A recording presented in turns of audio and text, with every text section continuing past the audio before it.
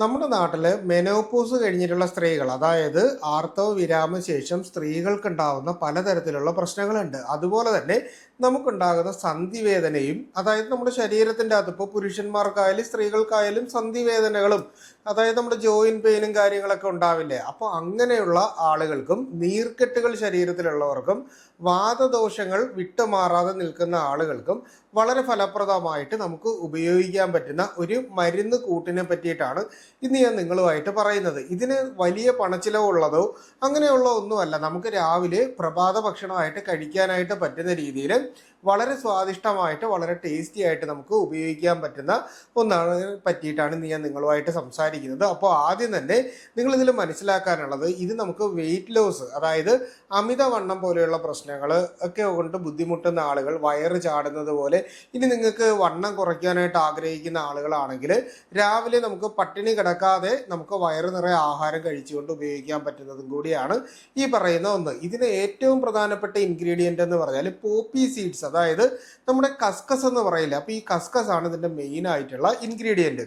കസ്കസിൻ്റെ ഗുണങ്ങളെന്ന് പറഞ്ഞാൽ, ഒന്ന് ശരീരത്തിന് കാൽഷ്യം മെറ്റബോളിസം, അതായത് കാൽഷ്യം സപ്ലൈ ചെയ്യാനായിട്ട് സഹായിക്കും. മഗ്നീഷ്യം നമ്മുടെ ശരീരത്തിൽ കിട്ടുന്നതിനും അയൺ കണ്ടന്റ്, അതായത് നമ്മുടെ ഹീമോഗ്ലോബിൻ കൂടുതലായിട്ട് ഓക്സിജൻ സപ്ലൈയും കാര്യങ്ങളൊക്കെ കിട്ടുന്നതിന് ഹീമോഗ്ലോബിൻ പ്രൊഡക്ഷൻ പ്രോപ്പർ ആക്കുന്നതിനും ഇത് സഹായിക്കാറുണ്ട്. പലപ്പോഴും ദഹന സംബന്ധമായിട്ടുള്ള പ്രശ്നങ്ങൾക്കും അമിതവണ്ണം, അതുപോലെ തന്നെ നമുക്ക് HDL, LDL അങ്ങനെയുള്ള നമ്മുടെ കൊളസ്ട്രോളുകൾ പറയില്ല, അപ്പോൾ അതിൽ നമ്മുടെ HDL വർദ്ധിപ്പിക്കാനും LDL കുറച്ച് നിർത്താനും ട്രൈഗ്ലിസറൈഡ് കൊഴുപ്പ് ശരീരത്തിൽ അടിയാതിരിക്കുന്നതിനും വേണ്ടിയിട്ട് വെയിറ്റ് ലോസിൽ നമുക്ക് ഈ പറയുന്ന കസ്കസിൻ്റെ സീഡ് ഉപയോഗിക്കാം.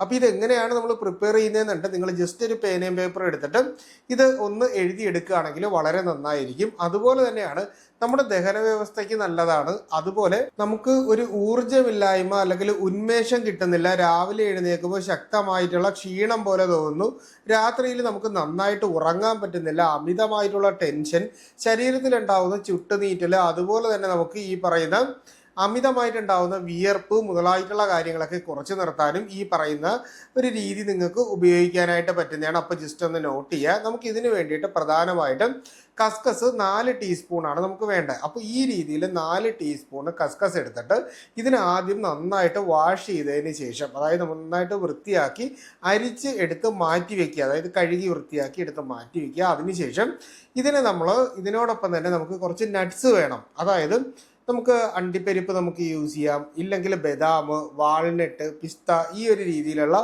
ഏത് തരത്തിലുള്ള നട്ട്സ് വിഭാഗമാണോ നിങ്ങളുടെ വീട്ടിലുള്ളത് അതെടുക്കാം. ഇല്ലെങ്കിൽ കപ്പലണ്ടി എടുത്താലും മതി, അതായത് നിലക്കടല എന്ന് പറയില്ല, അപ്പോൾ അത് നമ്മൾ ഗ്രൗണ്ട് നട്ട് എടുത്താലും മതി. അപ്പോൾ ഇതിൽ ഏതൊക്കെയാണോ നിങ്ങളുടെ വീട്ടിലുള്ളത് ഇത് കൂടി നമ്മൾ എടുക്കുക. എടുത്തതിന് ശേഷം 4 മുതൽ 5 മണിക്കൂർ വരെ നമുക്കിത് വെള്ളത്തിൽ ഈ കസ്കസും ഈ നട്ട്സും കൂടി ഇട്ട് വെക്കണം. അതുപോലെ തന്നെ ഒരു കാര്യം ശ്രദ്ധിക്കാനുള്ളത്, ഒന്നുകിൽ നമുക്ക് രാത്രിയിൽ ഇതിട്ട് വെച്ചിട്ട് രാവിലെ പ്രിപ്പയർ ചെയ്ത് കഴിക്കാൻ പറ്റുന്ന രീതിയിൽ എടുക്കാം. ഇനി ഇതിന് ശേഷം നമുക്ക് വേണ്ടതെന്ന് പറഞ്ഞു കഴിഞ്ഞാൽ, രാവിലെ ഈ വെള്ളത്തിലിട്ട ഈ മിശ്രിതം, അതായത് ഇതെല്ലാം കൂടി നമ്മൾ എടുത്തതിന് ശേഷം 2 ഗ്ലാസ് പാല് നമ്മൾ എടുക്കുക, അതേപോലെ തന്നെ 2 ഗ്ലാസ് വെള്ളം കൂടി എടുക്കുക. എന്നിട്ട് ഇതെല്ലാം കൂടി നമ്മൾ ഒന്നിച്ച് ഇട്ടതിന് ശേഷം ഇത് നന്നായിട്ട് നമ്മളൊന്ന് കുറുക്കി, അതായത് നമുക്കൊരു പായസത്തിൻ്റെ ഒരു കൺസിസ്റ്റൻസി ഇല്ലേ, ഇല്ലെങ്കിൽ നമ്മൾ ഓട്സ് ഉണ്ടാക്കുമ്പോൾ എങ്ങനെയാണ് വരുന്നത് എന്നുള്ള രീതിയിൽ പാലിന് ഒപ്പത്തിലേക്ക് നമ്മളിതിനെ കുറുക്കി എടുക്കുകയാണ് ചെയ്യാനുള്ളത്. അങ്ങനെ കുറുക്കി എടുത്തതിന് ശേഷം ഇതിൻ്റെ അകത്ത് നമുക്ക് മധുരം നിങ്ങൾക്ക് ആവശ്യമുണ്ടെങ്കിൽ മധുരം ഇടാം. ഒരു കാരണവശാലും പാല് ചേർത്തതുകൊണ്ട് ഉപ്പിടരുത്. അപ്പോൾ ഈ പറയുന്നത് പോലെ നമുക്ക് ഇതിൻ്റെ അകത്ത് മധുരത്തിന് വേണ്ടിയിട്ട് ഒന്നുകിൽ നമുക്ക് പനങ്കൽക്കണ്ടോ അല്ലെങ്കിൽ നോർമലായിട്ട് നമ്മൾ മേടിക്കുന്ന കൽക്കണ്ടോ, ഇല്ല എന്നുണ്ടെങ്കിൽ നമുക്ക് ഈന്തപ്പഴം നമുക്കിതിൻ്റെ അകത്ത് മിക്സ് ചെയ്തിട്ടോ നമുക്കിത് കഴിക്കാനായിട്ട് പറ്റുന്നതാണ്. ഇനി പഞ്ചസാര, അതായത് നിങ്ങൾക്ക് ഷുഗറിൻ്റെ ഒരു പ്രശ്നം ഉണ്ട് എന്നുണ്ടെങ്കിൽ നിങ്ങൾ ഇതിൻ്റെ അകത്ത് പാലൊഴിക്കാതെ ഇതിനെ കുറുക്കി എടുത്തതിന് ശേഷം ഇതിൻ്റെ അകത്ത് ഉപ്പിട്ടിട്ട് കഴിക്കാനായിട്ട് പറ്റും. പാലൊഴിക്കുമ്പോൾ ഉപ്പിടരുത്.